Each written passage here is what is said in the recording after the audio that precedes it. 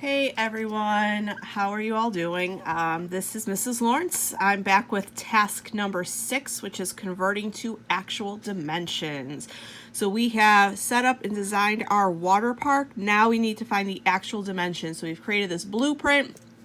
It's great. We need to now know what is the actual dimensions so it can be built in real life. So if we look at this is where things might get a little bit different depending on what type of graph paper you use. Again, I used the graph paper from the packet itself. So again, if you looked at the transformation project, which is for geometry students and only geometry students, you are not required to do it. But within that packet, they provided to those students a grid like this. So I just utilized that to make my blueprint. So I'm going based off of mine. If you used a different size piece of graph paper, yours might be slightly different. So please keep that in mind. So we know the actual dimensions. They've told us the actual dimensions of this land is going to be 301 meters by 196 meters in size. So that's going to be the actual piece of land for this water park. So we're going to have to determine the scale of our coordinate system. So it says, first count the number of spaces along the length of your paper. So that is easy enough. So that means just take your piece of paper and you are counting how many boxes is the length. So I counted this up already. There are 30 boxes. So again, I just start at the bottom, go all the way up to the top, 1, 2, 3, all the way up to the top, and I got to, there it is, 30.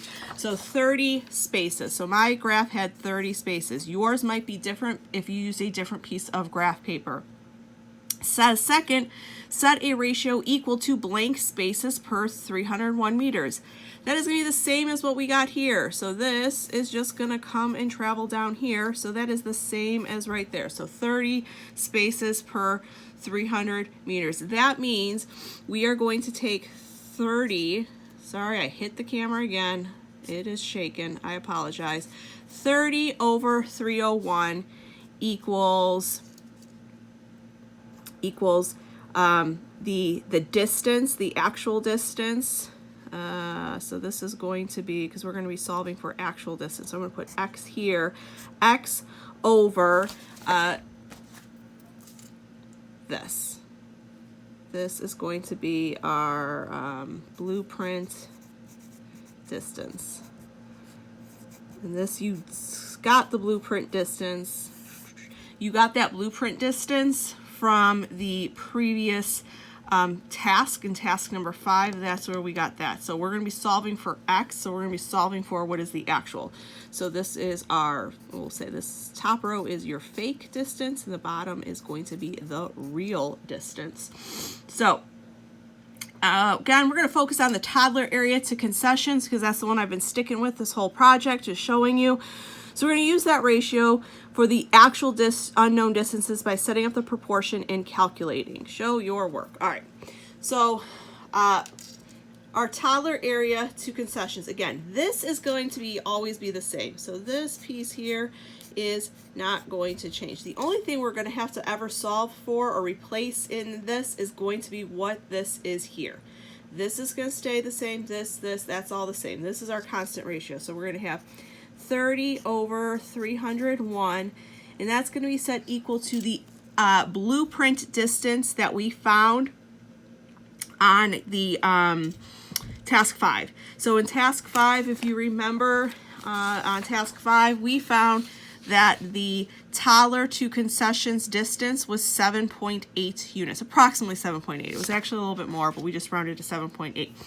So I'm going to put 7.8 here. You probably could have even rounded up to 8. That would have been fine as well, but I'm just going to leave it at 7.8.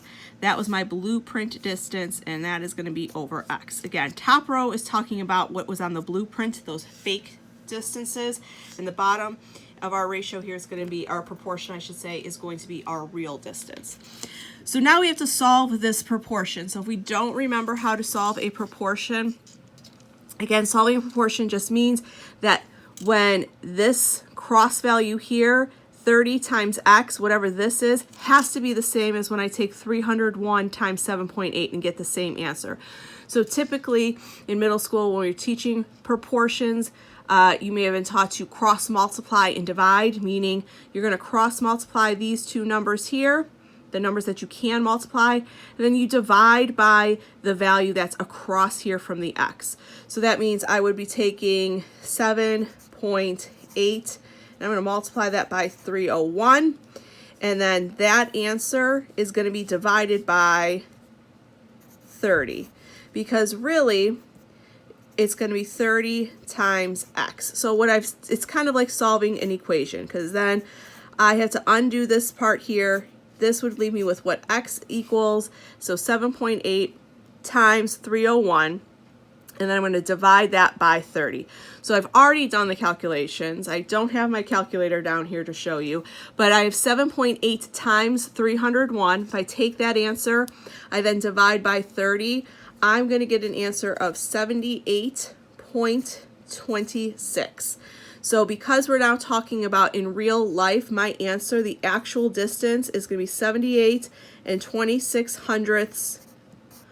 of a meter. So that would be the actual distance. So when we are finding the actual distance, you are going to need to set up and utilize a proportion. Again, you can just use this ratio to solve the problems if you use that piece of paper like I did from the packet. If you have a different piece of graph paper, your answer might be slightly different, okay?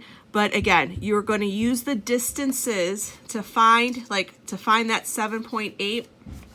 You are going to use your distances from task 5.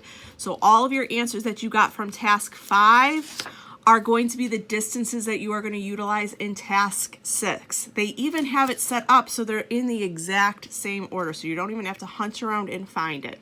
So again, this is task 6, converting to an actual dimension. Again, you're going to want to use a proportion. If you have any questions, please reach out and I will try to clarify anything that I can for you all. So this was task 6. Thanks. Bye.